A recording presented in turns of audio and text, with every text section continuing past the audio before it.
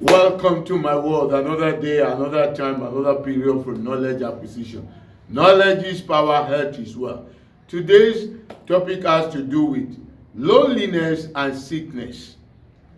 You may be wondering what concerns us with loneliness when we're talking about health. Yes, loneliness is now even seen by WHO as a serious concern and indicator. It's seen as a sickness, a disease.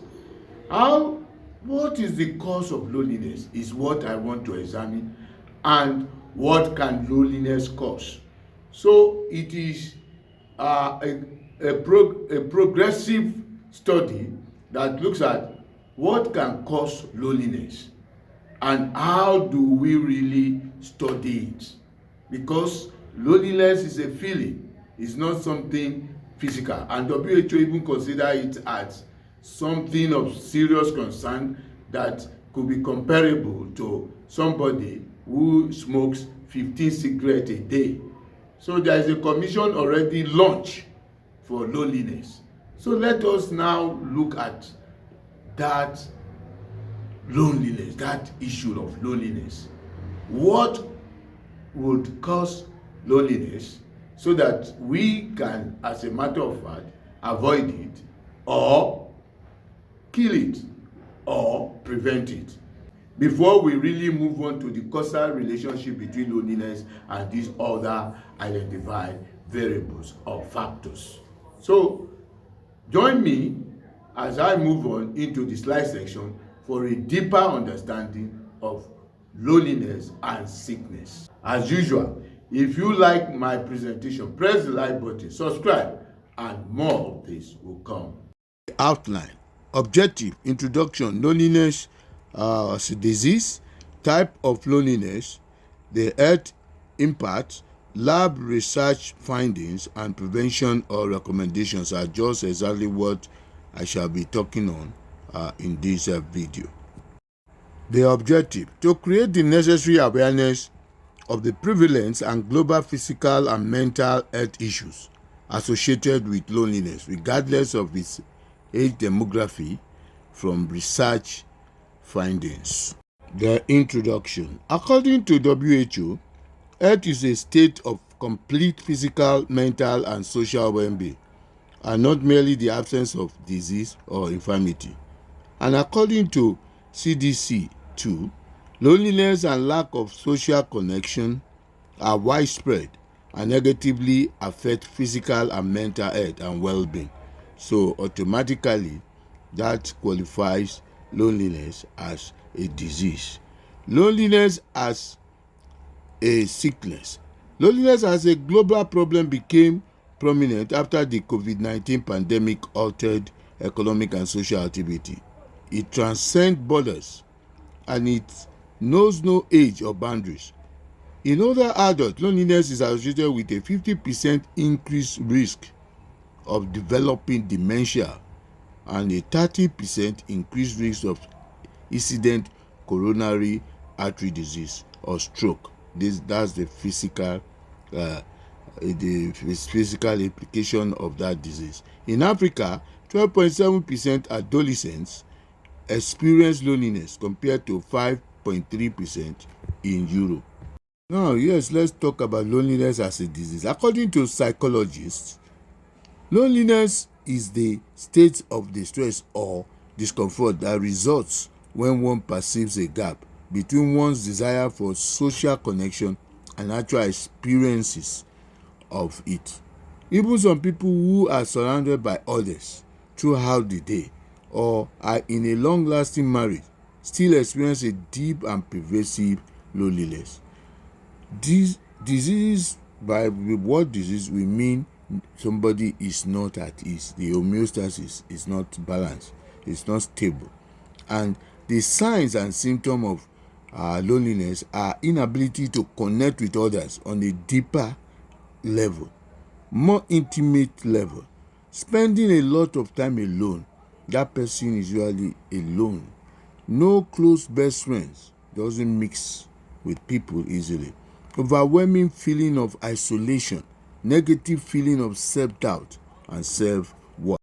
Loneliness not only feels bad, experts have characterized it as a disease that increases the risk of a range of physical and psychological disorders.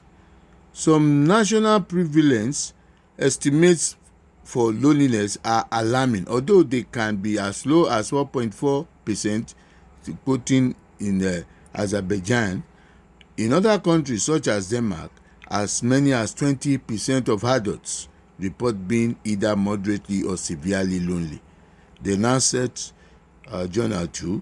Loneliness is not new, but it does seem to be gaining attention as a social and health concern. The UK and Japan appointed Minister of Loneliness. The Surgeon General in US recently called loneliness a public health disorder. Many psychologists attribute certain conditions or experiences cause loneliness, like having a mental or physical challenge, such as a chronic disease or condition, psychiatric or depressive condition, long-term disability, being marginalized or discriminated against, having limited or no access to resources. That is very common, such as living in rural area too, limited transportation, language barrier, you cannot easily communicate, you start feeling lonely. Being a victim of violence or abuse, you are always keeping to yourself. Facing a divorce is a period of almost uncertainty, loneliness, unemployment, or the loss of a loved one. That is very depressing. Older adults living alone, they tend to be ostracized in a way. Immigrants too, they are just new, they don't know people, they are strangers. People who identify as LGBTQ has also been regarded as probably people who suffer from this loneliness. Yes, the types of loneliness. Loneliness is a subjective matter, and it's therefore studied using descriptive survey and questionnaire that have enabled researchers to group them into types of 3 or 4, even up to 10, 11. One of such researchers, Philip Eland et al., studied over 1,800 US adults aged between 18 and 7, and all of whom had experienced at least one traumatic event in their life. He classified them into 4. The first class, which they have low loneliness, was characterized by low score on both type of loneliness, social. The second class, social loneliness, making up 8.2% of the sample, comprised people low on emotional loneliness but high on social loneliness. The third class, emotional loneliness, made up just over a quarter of the total sample and was characterized by the opposite pattern of high emotional loneliness but low level of social loneliness. People in the fourth and final social and emotional loneliness class, accounting for 12.4% of the sample, scored high for both types of loneliness. That tells you more that loneliness can be grouped, easily confined to emotional and social loneliness. The health impact of loneliness explains why it is a public health issue that made WHO in 2023 declare loneliness a global public health concern. It launched an international commission on loneliness. The health impact, social isolation, and loneliness can increase a person's risk for heart diseases and stroke, type 2 diabetes, depression and anxiety, suicidality and self-harm, dementia, and earlier deaths. Solitary causes chronic stress of neurons in a human brain. Experiments have shown that isolation can shrink neurons by as much as 20%, as you can see in the diagram, that picture that is showing. 2. Isolation devastates the brain. This is a quote from one of the neurosurgeons. There is no question about that. Without air, we will live minutes. Without water, we will live days. Without nutrition, we live weeks. Without physical activity, our lives are decreased by years. Social interaction is part of this basic element of life. So when you are really socialized, it's a problem. You die just so fast.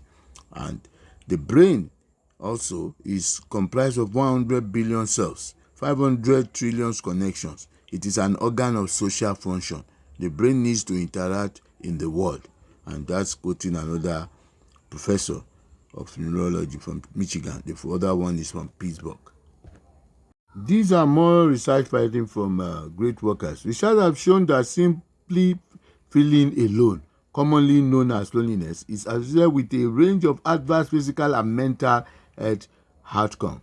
A number of factors increase the risk of loneliness, and in older age, these factors tend to revolve around losses of spouse, friend, family members to death or geographical relocation, health, mobility, and independence, among other losses. These are researchers finding.